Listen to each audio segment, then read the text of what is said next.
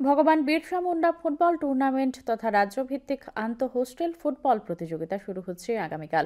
বিরসা মুন্ডার ১৫০তম জন্মবার্ষিকী উদযাপনের অঙ্গ হিসেবে জনজাতি কল্যাণ দপ্তরের উদ্যোগে আয়োজিত এই ফুটবল প্রতিযোগিতার সূচনা হবে ওই দিন উমাকান্ত ফুটবল স্টেডিয়ামে খাদ্য ও পর্যটন মন্ত্রী সুশান্ত চৌধুরীর হাত ধরে।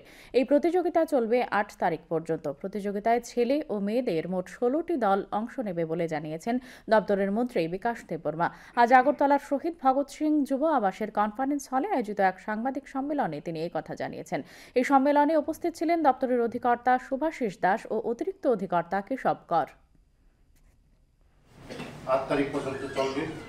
এই খেলার উদ্দেশ্য হলো একটাই, যে আমাদের বিশেষ করে আমাদের জনজাতি ছেলেমেয়েরা খেলার মাধ্যমে আমাদের এই নেশাটাকে আমরা নেশামুক্ত তীব্র করতে চাই। তার জন্য যে উদ্দেশ্যটা নিয়ে আমরা করছি, এই উদ্দেশ্যটা সবাই যদি আমরা সাহায্য করি, আমাদের সরকারের পক্ষে সম্ভব না।